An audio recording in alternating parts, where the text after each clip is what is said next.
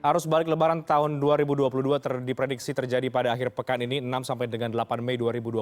Tingginya angka pemudik tahun ini harus diantisipasi oleh pemerintah. Bagaimana kesiapan menghadapi arus balik Lebaran?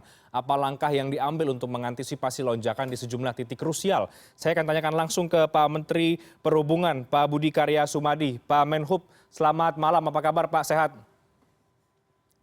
Baik-baik Mas Renhat, Baik. sehat-sehat. Baik, terima kasih Pak Budi. Beberapa hari lalu kita masih bicara soal arus mudik, sekarang kita sudah bicara soal arus balik. Pagi tadi saya lihat Pak Menhub, Pak Menko PMK dan juga Pak Menteri BUMN Pak Erick Thohir mengunjungi Lampung ya Pak, ke terminal atau ke pelabuhan Merak Bakauheni. Ini menjadi salah satu titik krusial di mana terjadi kepadatan ketika arus mudik.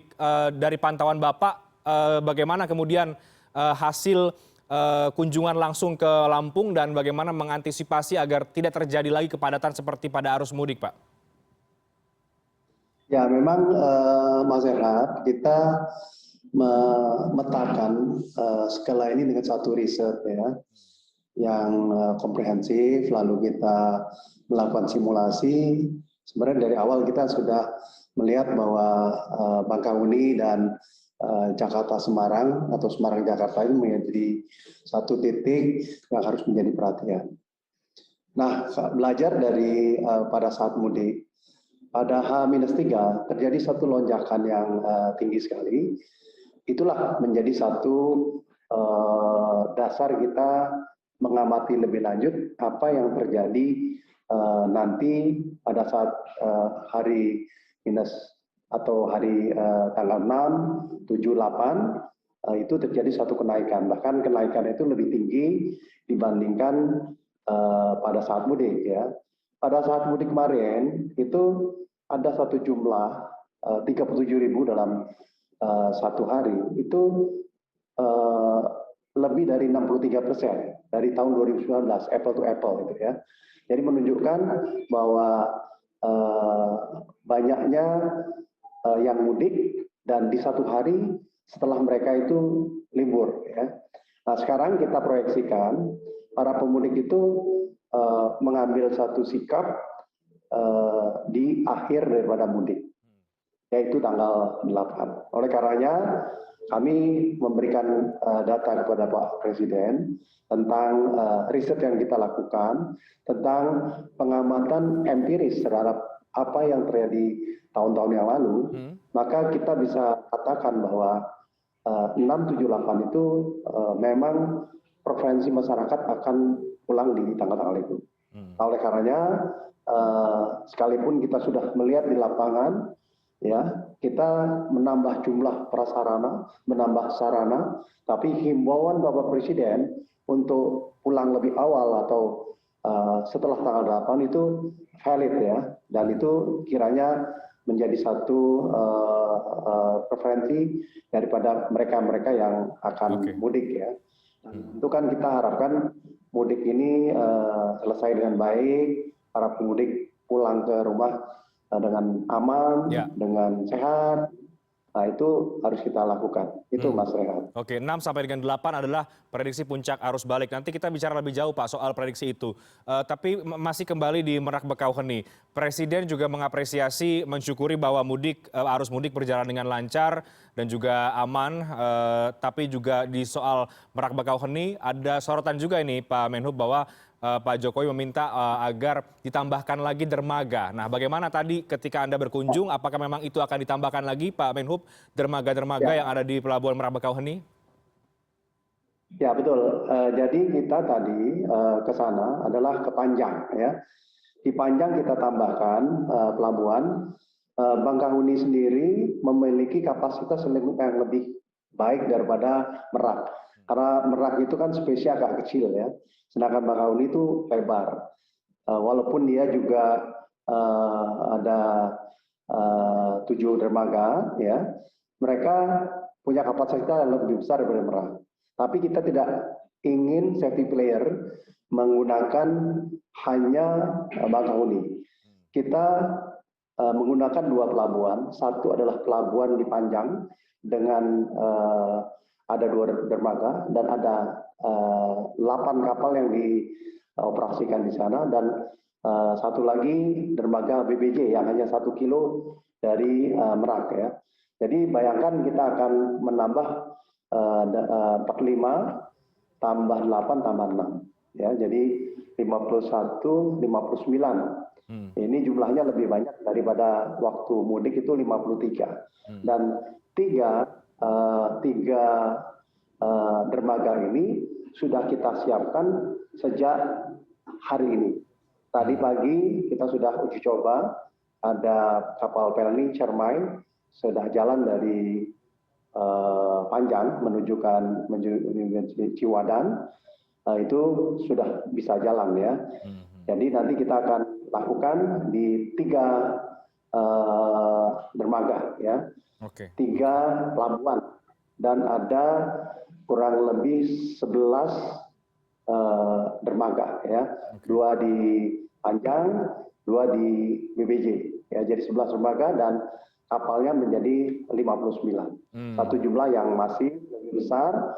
Insya Allah antisipasi kita tentang jumlah yang akan balik ke Jakarta atau ke Jawa dari Sumatera bisa teratasi dengan baik. Oke, baik. Pak Menhub, Anda juga menyampaikan bahwa dari arus mudik kemarin ada 2 titik krusial ya, titik yang kritikal ini Pak Budi, selain soal di Merak Bakauheni tapi juga di Jakarta Semarang. Nah, di arus balik ini apa yang akan dilakukan Pak? Skemanya akan bagaimana agar tidak terjadi lagi beberapa kepadatan terutama di titik-titik kritikal ini, yang penting masyarakat untuk segera mengantisipasi juga sebenarnya. Ya. Jadi satu hal yang perlu diketahui oleh masyarakat, kita akan menetapkan 3 rekayasa lalu lintas yang merupakan kunci keberhasilan pada saat mudik kemarin, yaitu ganjil genap, one way, kontraflow, dan tidak ada angkutan berat 3 sumbu ya. Bahkan besok saya akan rapatkan lagi dengan Pak Kakor Lantas dan para stakeholder. Kita akan tambahkan 1 rekayasa lalu lintas lagi. Apakah itu kita membatasi tambahan masukan dari kota-kota kecil di sepanjang pantai utara, apakah kita memberikan suatu batasan pada supply one way yang ada dengan memindahkan pada jalur arteri ya. Tapi besok kita akan finalkan. Tapi yang jelas 4 rekayasa ini tetap berjalan dengan baik ya. Jadi ingat, kalau tanggal 6 mestinya genap ya, tanggal 7 bisa ganjil, dan tanggal 8 mestinya genap ya. Dan jalani dengan baik, tapi itu pun kita tetap mengharapkan para pemudik untuk lebih awal atau setelah tanggal 8, yaitu tanggal 9 atau tanggal 10 ya. Karena pemerintah juga memberikan satu dispensasi masyarakat atau warga Indonesia ya, warga kita boleh mengambil cuti ya setelah tanggal 8. Kalau biasanya kita nggak boleh, sekarang boleh gitu. Nah ini anjuran, bahkan Pak Presiden menyampaikan secara khusus ya tentang mudik sebelum tanggal 6 sampai 8 atau setelah tanggal 8, dan rekayasa itu akan kita lakukan secara efektif pada saat itu. Besok, lusa, saya akan ke Semarang.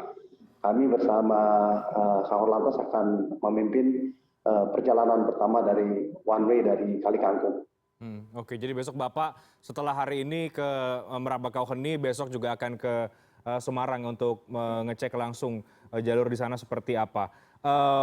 Dari evaluasi Kementerian Perhubungan, Pak Budi Karya, apa yang menjadi catatan dalam masa mudik beberapa hari yang lalu, terutama kalau kita bicara soal kepadatan di jalan tol di Jakarta Semarang, dan juga sebenarnya sempat terjadi juga kepadatan di Cipularang ya Pak. Ini terjadi karena lonjakan kah atau memang di luar prediksi jumlah kendaraan yang kemarin bermobilisasi di jalur mudik?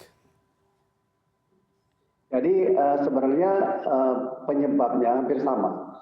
Lonjakan yang eksponensial gitu. Artinya bayangkan kalau di Merak itu naik 63%. Apple to apple H-3 dengan 2019. 2019 kan belum COVID, jadi mestinya itu valid gitu ya. Tapi kepulangan itu tidak terdiskusi 3 hari, tapi masuk di 1 hari H-3.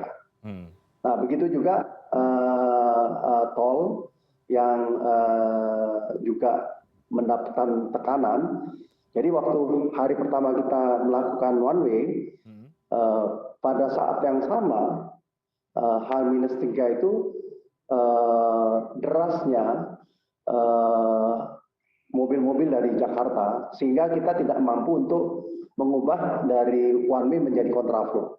Sehingga pintu yang dari Cipularang yang mestinya kita tutup atau kita buka pada jam 12 malam, terpaksa kita lakukan pagi. Jadi memang apa yang dilakukan oleh masyarakat kadang-kadang surprise, dia tidak 3 hari, tapi menjadi 1 hari.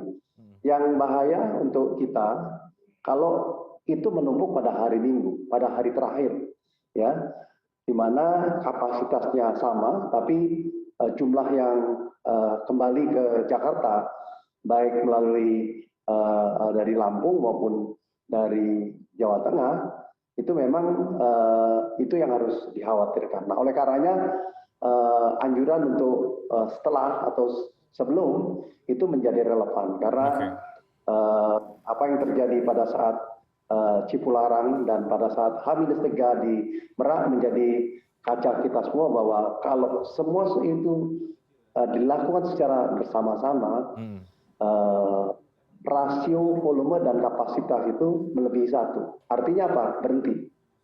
Kalau berhenti berarti harus menanti lebih dari 12 jam. Bayangkan kalau Semarang Jakarta lebih dari 12 jam, itu sangat mengkhawatirkan. Oleh karenanya visi rasio itu harus 0,8 atau di bawahnya. Jadi volume itu harus lebih rendah daripada kapasitas. Nah, sekarang ini dengan apa yang terjadi dan kecenderungan untuk balik pada hari terakhir, mengakibatkan rasio itu menjadi lebih dari 1, dan itu bahaya. Sekali lagi saya mengimbau untuk lebih awal atau setelah tanggal 9. Oke, baik. Pak Menhub, ada tingginya arus mudik tahun ini terutama di jalur darat ya. Bisa jadi mungkin karena juga linier, karena sudah ada fasilitas yang cukup dibangun oleh pemerintah. Ada tol yang cukup panjang dan lain sebagainya. Tapi di sisi lain ada pihak-pihak yang menilai Pak bahwa pemerintah juga terlalu fokus di jalan tolnya. Sehingga agak lupa di jalur-jalur arteri sebetulnya juga bisa dimaksimalkan. Jadi ini dalam tanda kutip mengendorse tolnya begitu Pak Menhub. Bagaimana tanggapan Bapak? Tapi dijawabnya nanti Pak. Kita break dulu, kami akan segera kembali sesaat lagi.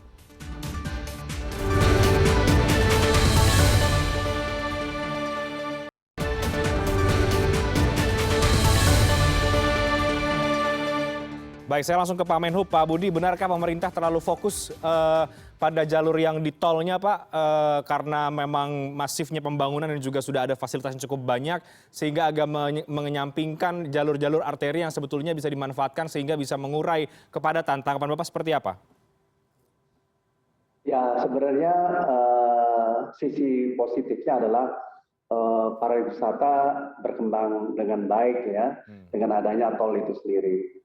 Dan sebenarnya jalur-jalur konvensional juga dikembangkan, tapi memang masyarakat memilih satu jalan yang paling convenient, itulah jalan tol ya.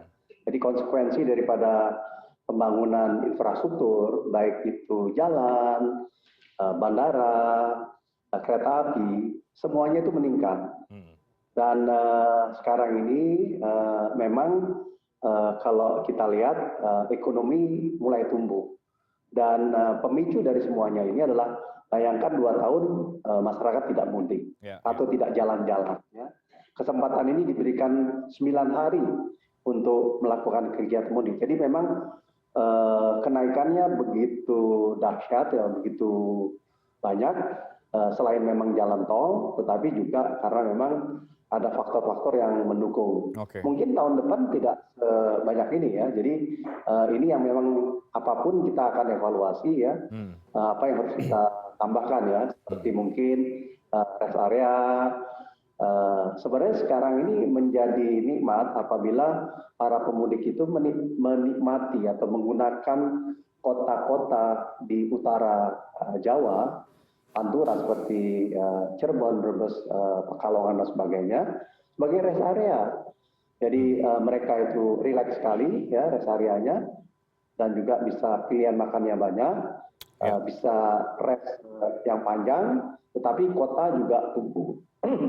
Dan ini juga membangkitkan UKM yang ada di kota-kota itu. Jadi salah satu anjuran kita adalah kuliner dan belanja di pantai utara Jawa. Oke, Itu baik. menjadi satu kunci. Ya, menarik. Pak Budi, jadi ini kan kabarnya pemudik tahun ini di jalur darat yang lewat tol juga sempat pecah rekor ya Pak. Apakah itu juga terjadi di jalur yang lain, jalur laut dan juga jalur udara Pak? Memang sebegitu besarnya euforia di arus mudik beberapa hari yang lalu? Ya, jadi ada 3 rekor yang saya catat ya. Satu, orang yang keluar Jawa sampai hari raya itu 1,7. Itu yang keluar Jawa. Itu 6% di atas 2019, apple to apple. Yang kedua, penyeberangan 1,6 juta, juga rekor penyeberangan.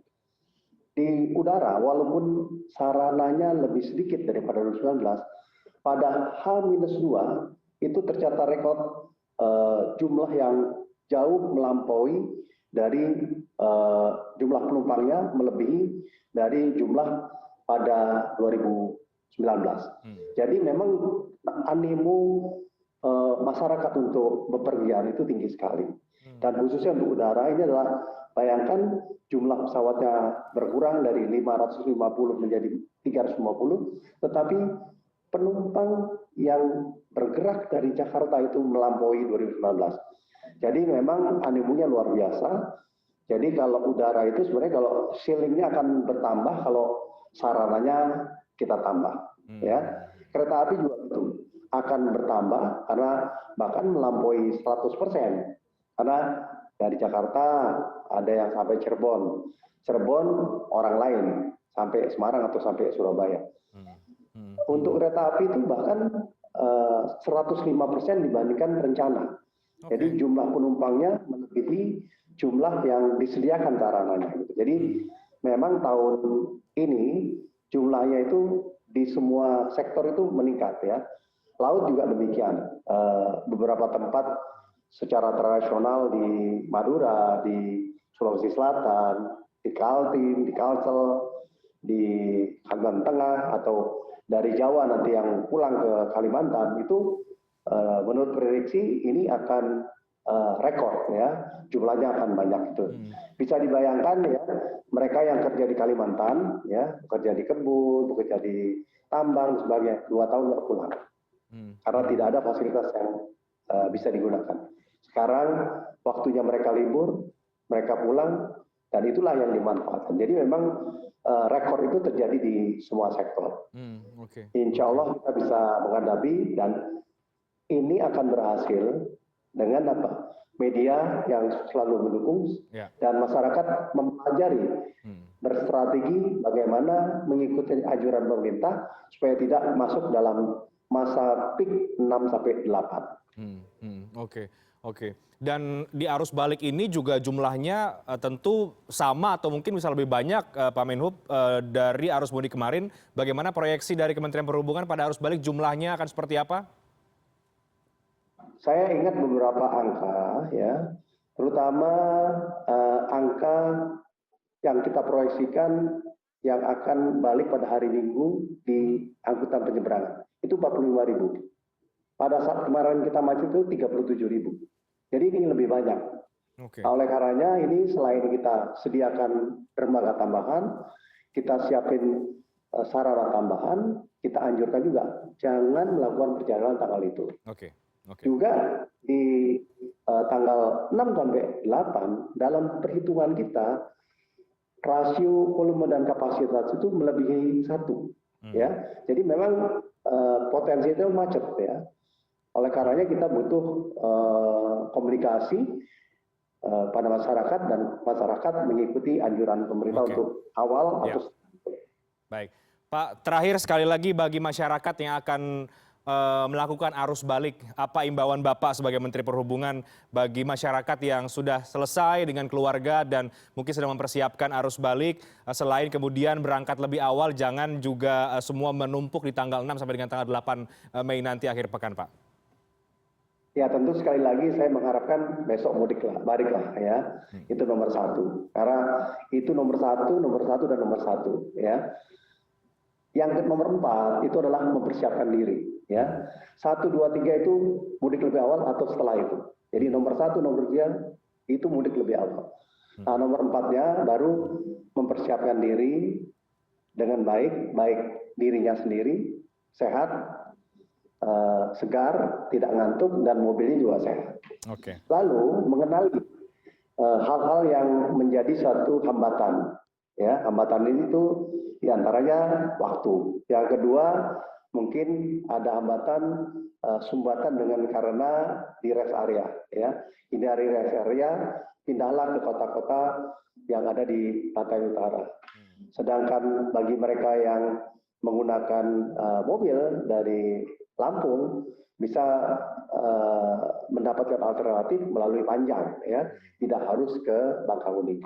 Jadi memang pemerintah sudah melihat secara cermat tentang potensinya begitu tinggi, oleh karenanya kita anjurkan itu sekali lagi saya sampaikan untuk lebih awal, masih ada besok ya, atau tanggal 9 pulangnya. Itu menjadi krusial sekali apabila tidak dilakukan oleh masyarakat secara masif. Ya, baik, Pak Menhub. Harapan kita bersama arus balik bisa lancar juga dan juga masyarakat sampai di rumah dengan selamat. Dan yang nomor 1, 2, 3-nya ya Pak, mudik lebih awal. Ini penting sekali untuk menghindari jangan menumpuk di tanggal 6 sampai dengan tanggal 8 Mei. Mudah-mudahan masyarakat juga terinformasi dengan jelas dan mengikuti anjuran pemerintah yang tadi juga disampaikan oleh Pak Menhub. Terima kasih banyak Pak Budi Karya Sumadi, Pak Menteri Perhubungan sudah bergabung bersama dengan kami. Selamat malam, sehat selalu Pak.